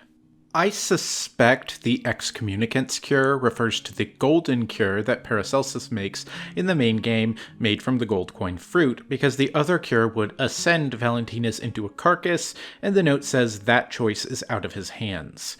Once again, though, your mileage may vary. Related to this note sent to Valentinus is another we were able to find much earlier in the DLC's version of the Hotel Krot Garden. There's a case here, the same one that Paracelsus sells us wish stones out of in the main game, and a note that goes with it, likely intended for Lady Antonia, which is marked with the same seal as the note sent by Valentinus' master. Greetings. It is a pleasure to make your acquaintance. First, I must congratulate you on taking possession of the gold coin tree. As you may have already guessed, this precious and unique tree is a priceless treasure from the age of knights and kings. It has been safeguarded even before the alchemists of the Isle came into existence. But I digress. I suspect history may bore you, so let us proceed directly to business. One last thing. You are free to open and access all areas, but do not open the doors that lead to the basement. Do not forget that this agreement, established before our transaction, remains non-negotiable. I look forward to our future transactions. Signed, G. Master of the Ancient Castle. Who is this G, Master of the Ancient Castle? Well, back in the main game, when you first meet Paracelsus under his pseudonym of Giangio, he gives you a note about the legendary origin of the gold coin tree called Guillaume's Ballad. The note reads as follows. Guillaume, the king's knight, found the shining tree on the rocky mountain. The tree's fruit resembles gold coins, and this fruit is a miraculous blessing for many people who have recovered from different diseases and who have been able to escape the plague. The elated knight built a castle and called himself the Holy Knight. But remember, sojourners, miracles always have a price, no matter how captivating they may be. The association with an ancient castle and the fact that this note is about the delivery of the gold coin tree that is found in Hotel Krat strongly implies this letter was written by Guillaume. Given that both of these notes use an otherwise entirely unique icon, an icon which shows that the letters bear a seal, I think it's safe to assume these two letters were written by the same person. My hunch at the moment, and I could be proven wrong in the future, is that Guillaume is just another pseudonym Paracelsus uses, since he is immortal and has likely gone by many names. In fact, the pseudonym he goes by in this game is another G name, Giangio. Another important part of the letter to Valentinus is the detail that the Trinity had given the arm of God to Valentinus, who then lent it to someone referred to as a heretic. My theory is that he gave it to Geppetto in the workshop, but whoever it was that he lent it to, this is what led to the Trinity deciding that Valentinus needed to be outed as leader of the Alchemists.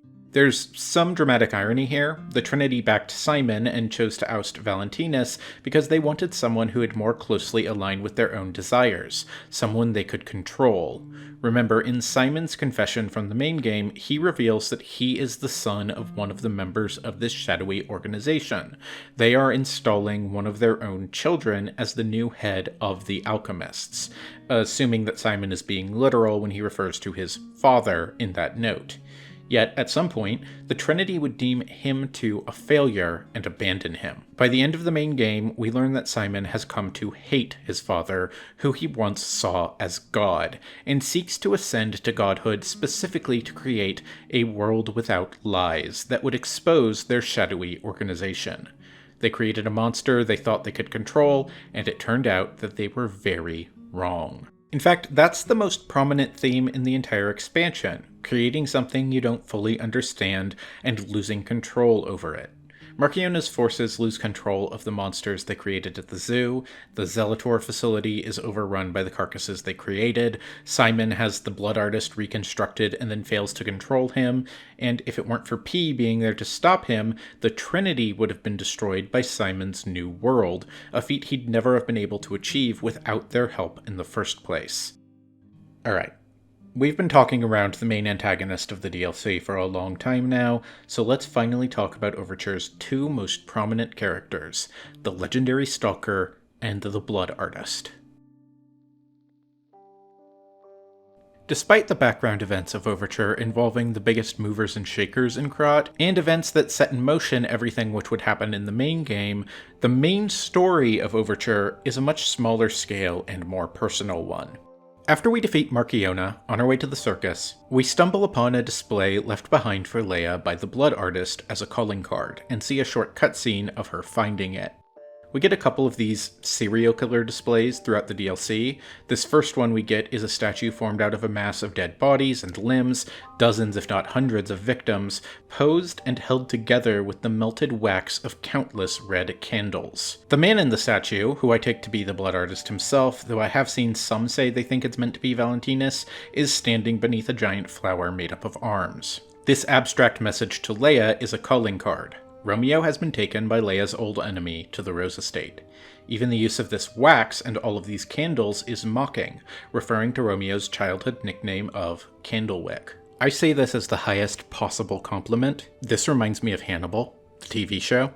This is the same energy the best moments of Hannibal would hit me with, where I wasn't just disgusted by the gore, I was fascinated by it. The Blood Artist genuinely lives up to his name. He is making works of art from the flesh of his victims, which is a terrifying idea for a serial killer. Both of the major art set pieces we see from him are disturbingly captivating. The first one in particular would be beautiful if not for the fact that it's horrifying. What I am saying here is the art team at Round 8 really kicked it up to the next level with this expansion. The Blood Artist also leaves a recorded message behind for Lea, which we can hear ourselves shortly after the Anguished Guardian boss fight. To my dearest and most esteemed stalker, I wish I could personally see your face this very moment. How do you like my masterpiece? I poured my very soul into it with all my heart. I trust there is no need for formal introductions, of course not, for it is I, your dear Latino. You took many things from me. Arms, legs, a sunny outlook on life. And then you drove nine blades through me. All on your own. So, I have only you to thank, yes? I am grateful. Never in my life have I ever known such shameful disgrace. And such overwhelming joy. For in that moment, my dear, you became interesting, worthy of my attention and study. All humans are intriguing to me, but you shall help me shape my study of humanity, my magnum opus. Yet, one can never be too careful. So, you must be assessed. Starting now. Life is precious, so I wonder, which life do you value more? Yours? Or your apprentices? When you have listened to this message, do pay a visit to the Rose Estate. I have something you want back, don't I? And you owe me, Stalker, one way or another. I intend to collect that debt.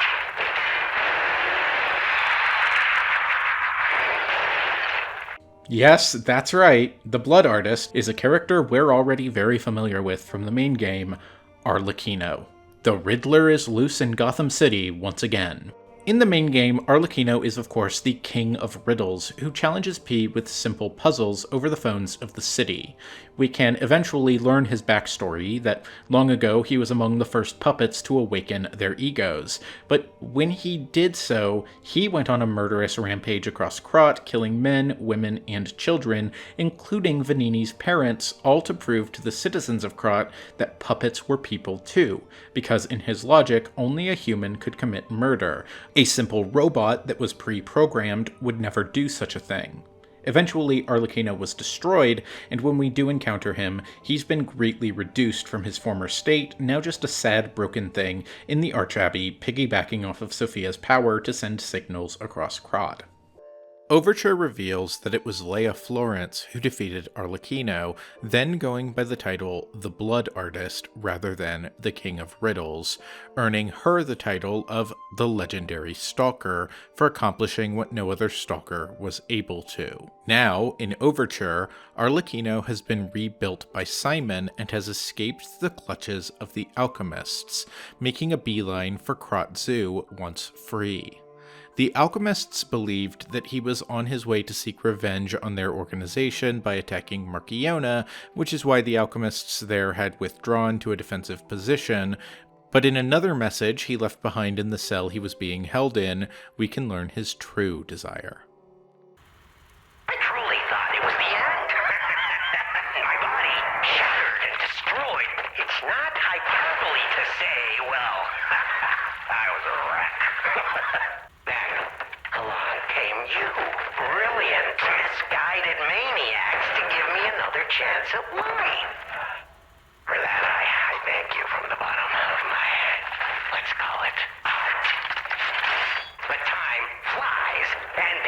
much to do. I must now bid you all adieu. I have more debts to collect. The one who left me in such a wretched state. They call her the Legendary Stalker now. Such a splendid little title. And she owes it all to me.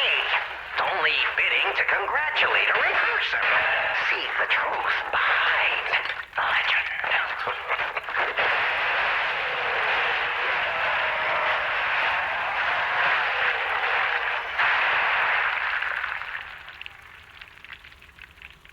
He wants revenge on Lea, yes, but beyond that, he finds her interesting. He finds the game of cat and mouse fun, while the alchemists bore him. He says that directly during the boss fight. Lea, though. Lea, he finds fun. He's actually a lot more like the Joker than he is the Riddler here in Overture. His primary motivation isn't seeking revenge, it's looking for someone to play with him. He has become infatuated with Lea, not in a romantic sense, but in that he has developed an intense, passionate, and overwhelming fascination with her after their first encounter. Lea was only barely able to defeat Arlecchino the first time. Now though, not only has Arlecchino been upgraded by the alchemists, she's at a fraction of her former strength as she's been infected with and is slowly succumbing to the petrification disease. At the same time we get to hear Arlecchino's invitation to Lea, we can hear a message she's left behind for whoever may find it, and learn that she doesn't expect to come away from this encounter still breathing. If you've received this message, then I am likely dead. Either I have been cut down by a blade, or I have succumbed to the disease consuming my body. I don't know which will find me first. But before the end, I will save Romeo. When we finally encounter Lea at the beginning of the DLC's final chapter, just before reaching the Rose Estate proper, she doesn't recognize us as her dead apprentice, despite P being the spitting image of Carlo. This is because one of the symptoms we see of the petrification disease in the main game is blindness. While Lea doesn't seem to have gone fully blind, her vision is obviously impaired along with her movement, which only makes it more impressive how competent she is in combat as she fights alongside us for a good portion of the final level and optionally during the final boss fight. Upon reaching the Rose Estate, we find the second of those displays left behind by Arlecchino to mock Lea, a statue of Valentinus like the one we see outside of Krat Central Station, hanging upside down with long pieces of cloth attached to the severed arms of Romeo, giving the bizarre impression of a man with long arms stretched like taffy dangling towards the ground.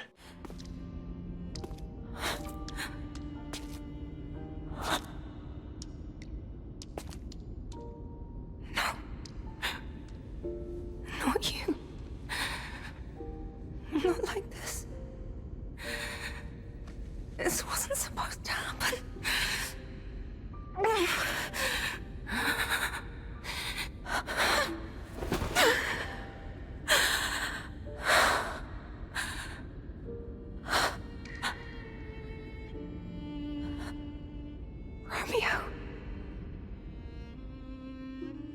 Within Valentinus' room, there's one more note I haven't talked about yet. A letter written by Lea to Valentinus, which reveals to us a bit more about her relationship with the Monod family and what she gave up to fight for the innocent people of Krat as a stalker. Sir Valentinus, I hope this letter finds you well. I wish to apologize for the manner in which I abandoned my duties, which bordered on betrayal. I love this family, but walking the Monod path proved too painful. I lived in constant fear of being dragged down into the darkness alongside you. I could no longer endure gazing into that yawning abyss. I have decided I must walk a different path. I am truly indebted to you for all that you have done, for taking me in and raising me, and for the great authority you placed in my hand with the rose sword. I intend to use the power of this sword you gifted me to fight for something righteous. Oh, Father, it embarrasses me even now, but I truly wished to call you that at least once in my life. The feelings inside me as I watch my apprentices grow make me wonder if you felt the same way gazing at me. Your grateful daughter, Lea Florence. Lea was not the genetic daughter of Valentinus and Isabel Menad like Sophia. She was adopted into the family, and though she felt great love for them, she clearly felt like an outsider among them, embarrassed to even call Valentinus father. As she grew up and became aware of how evil the alchemists were, or at least how evil many among their ranks were, she chose to forsake her family ties to walk a different path. The game suggests, though, that Valentinus did truly see Lea as his daughter, along with Sophia. The place we find this letter, sent years earlier when Carlo was still alive, is in a safe beside his bed, a place of honor and significance, a safe place to keep the last memento of his lost daughter.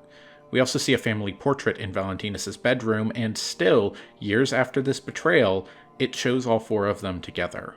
Whatever you can say about Valentinus, I do believe he loved Lea as he would his own flesh and blood. When we finally reach Isabel's Rose Garden, where we will face Arlecchino, he and Lea are locked in deadly combat with each other, and Lea is no match for him in her current state. You can choose to fight Arlecchino solo, but upon entering the boss room, you also get a chance to run to Lea's side and help her up, in which case the two of you will fight Arlecchino together. Carlo and Lea finally reunited one last time. It's a very difficult fight, and upon changing phases, Arlecchino will activate an overheated turbo mode of sorts that burns his very skin away. I'm mixed on this fight mechanically, but aesthetically it's fantastic, and the performance by Arlecchino's voice actor is wonderful.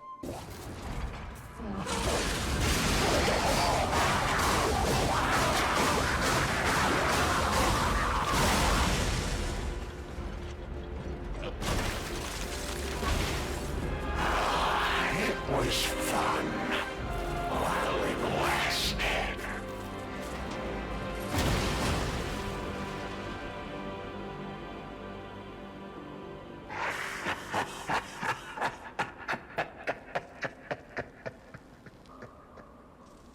It seems, for a moment, that you've actually managed to change the future. The disappearance of Lea and Romeo was one of Krot's greatest unsolved mysteries, but it seems like you've solved it. They were both killed by Arlecchino, and while Lea may still die from the petrification disease, it seems that Romeo at least will live on to fight another day. At this point, you start to fade back out of time to return to your own version of Krot. It seems that Lea finally recognizes you after seeing how you fight like Carlo did, but before she can say anything, you are gone. After the credits, we get a final post-credits stinger, revealing that all is not as well as it seemed. Lea and Romeo, both exhausted and injured, hear footsteps walking towards them, as the familiar face of Giuseppe Geppetto walks towards them, holding the case that contains the defiled corpse of his son, Carlo, within it, as the nameless puppet. We cut to black as Geppetto uses the nameless puppet to kill both Lea and Romeo, sealing their fates in our present time, despite everything P did to try to save them. Alright. This next part is a mea culpa. The biggest thing I got wrong about Lies of P lore-wise in my original video was Romeo's motivation. At the time, I thought that Romeo's puppets were rampaging alongside unawakened puppets that Geppetto commanded in order to kill humans who were infected by the petrification disease before it could turn them to Ergo to prevent Simon's plans from reshaping the world and killing everyone outside of Krot who could still be saved. I thought that Romeo saw Krot as a lost cause and was partially responsible for the puppet frenzy along with Geppetto, since both wanted to stop the Alchemists. I thought Geppetto had made Romeo as the king of puppets to serve his plan, and that Geppetto then ordered P to kill Romeo as a betrayal, stealing his Ergo to further his plan to save his son. It made sense to me at the time. In hindsight, I don't think Romeo's puppets took part in the puppet frenzy. I think the puppets following him were those with awakened egos, which broke them free of the Grand Covenant. Romeo is trying to defend those still living in Krot from the carcasses and from the Alchemists, which is why the city is only overrun by them after you defeat him in Chapter 6 of the base game. But if Romeo wasn't actually a part of Geppetto's plans to cause a puppet frenzy, why did he make Romeo, a unique puppet in the likeness of Carlo's departed best friend? One of the notes we can find in Overture is called The Madman's Journal. It reads, "I have learned the devil's method. The subject's body must be fresh, minimal post-mortem time. The container must have a close resemblance to the subject. Appearance is key. The essence acquired from the subject must have been produced before death. If this is true, only one element is missing, and it requires a desecration I can't begin to imagine, but must. Am I cursed? Is this retribution for letting myself be blinded by grief and working with these alchemist devils? But without her pain, I'd have had no reason to go on. Send me back to my child. Alas, I cannot. But I can still get the child back myself. If so, that is the only course I can take. I will have no choice but to make this my singular purpose. The madman in question is Geppetto. When he refers to the devil's method here, he is referring to Marchiona, who placed his dead wife's soul into the maid puppet Camille. As a reminder, the note First Discovery Camille, which we talked about much earlier in this video, relates that the first words they were able to coax out of Camille were, "Send me back to my child." With what we now know, we can comfortably say that this was not the request of a servant of a wealthy family asking to return to the child she took care of. This was Carlo's mother begging for death, to be sent back to the other side where her son was waiting for her. Geppetto, after losing everything, his wife and his son, to the alchemists, acknowledges what Camille asked for. He says that he cannot give her that, but instead vows to bring their son back, the beginning of a very dark path. This is why he made Romeo. He needed a prototype, to follow the steps he learned Marchiona had taken to bring Camille back, with the end goal of bringing Carlo back. But he wasn't going to start by placing his son's irreplaceable soul into a puppet. What if something went wrong? What if he made an error?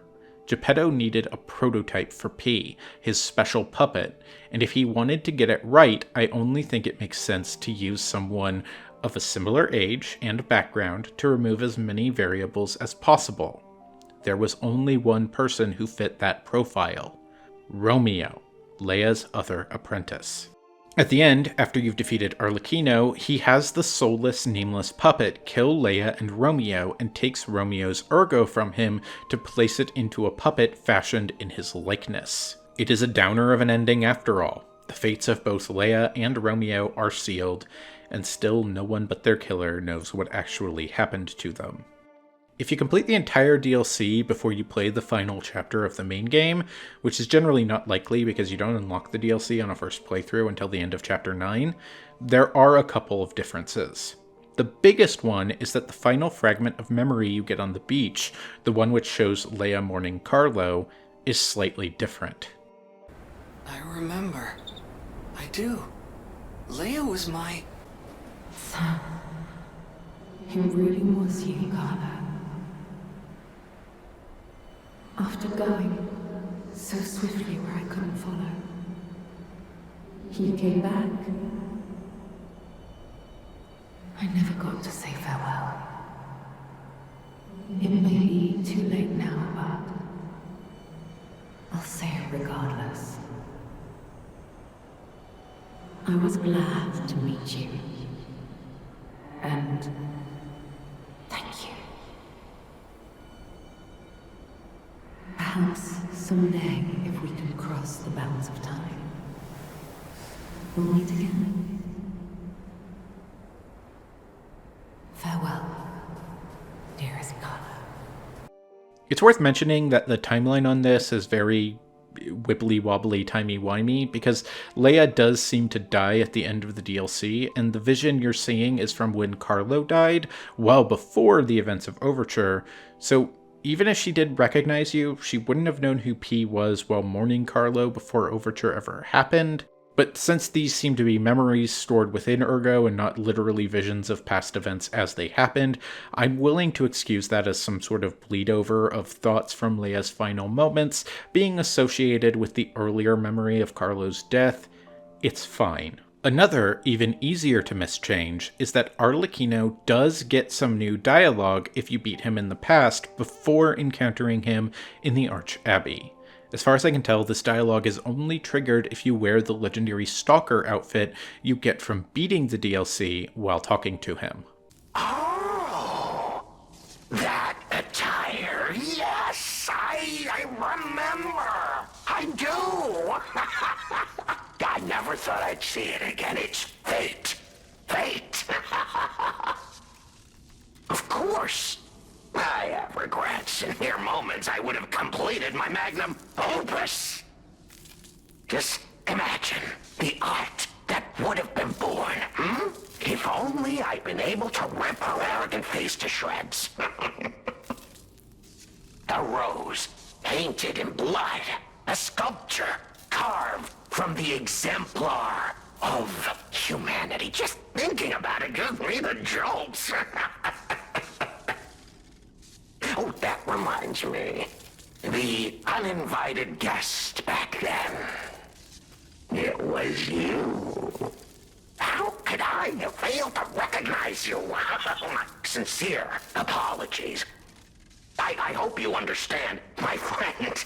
You see, I lost a lot back then. But you remember, right? It was all thanks to you.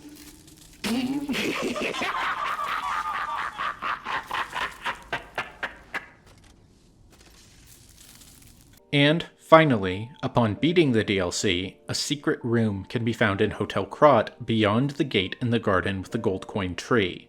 This room holds a message to Carlo, which Lea recorded while she was mourning him. My dearest Carlo, listening to this song always reminds me of you. Do you remember the time we all gathered to play this piece together?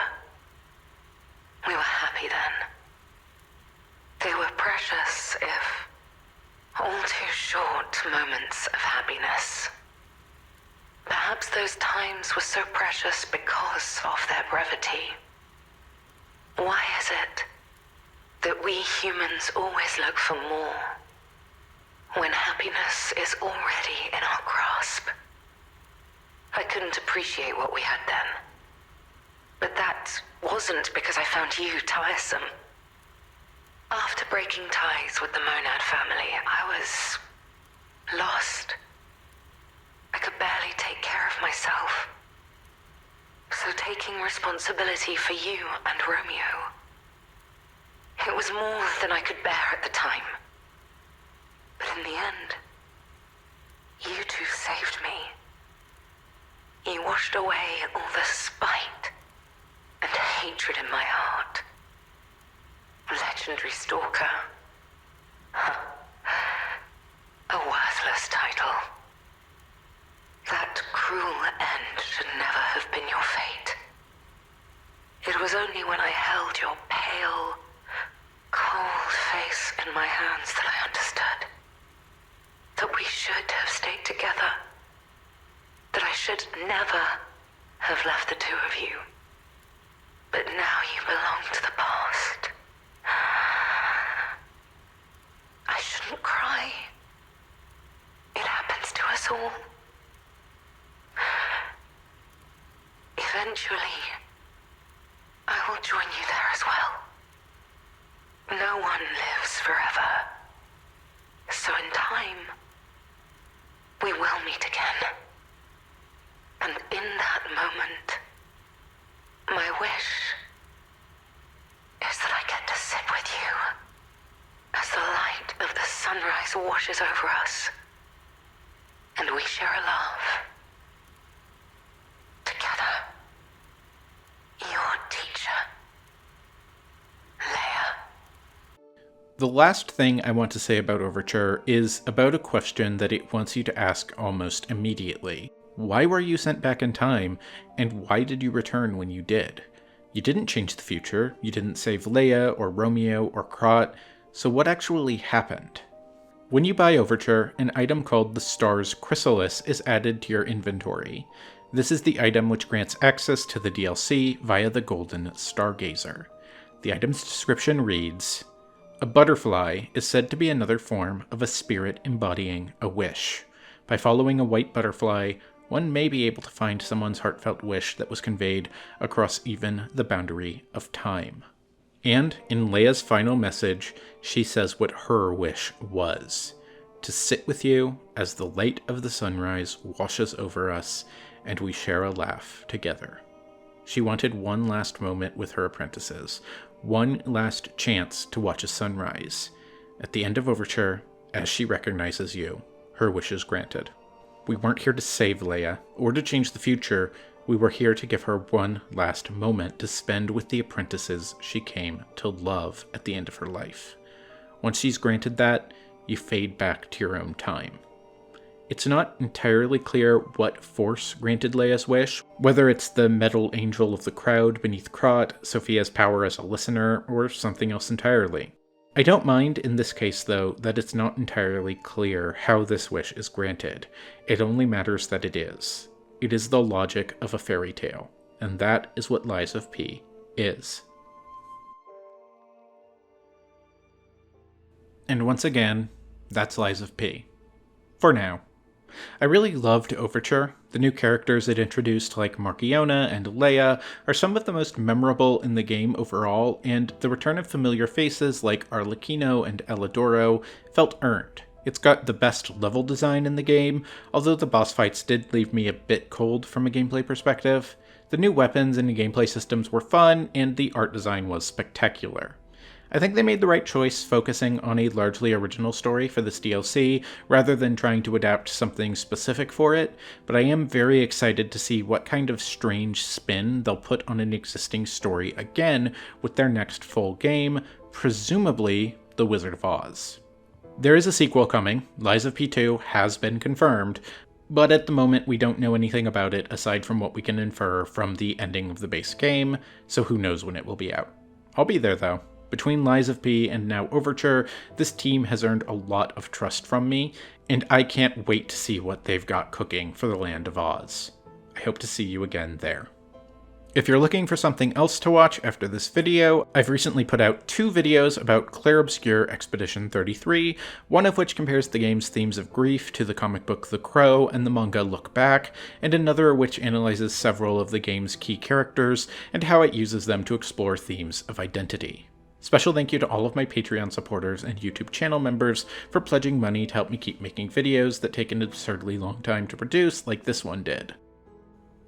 Strix 2031, Chaotic, Pizza Requiem, Dusan Kovacevic, Rules in Place, Raxarox, Unhealthy Caillou, Sirdarkon, Aurelia 14, Ellen Fortes, Sam P. from New Zealand, Schmandolf the Smay, Kirsten, Captain Swing, Der Freischutz, Devale, Mouse V, Lieria, Theo D, Noah Phoenix, The Smallest Church in Wienerville, Gassan Abanura, Patrizia Frabetti, Sninkelberg, Ziggy the 31st, Frondi, Yo-Yo Jojo Mojo, Tsai Voafehi,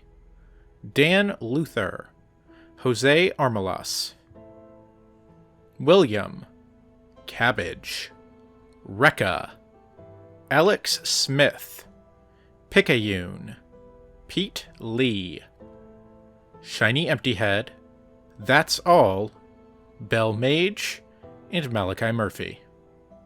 And thank you once again to today's sponsor, Mantis Sleep. Follow the link below to start sleeping better today.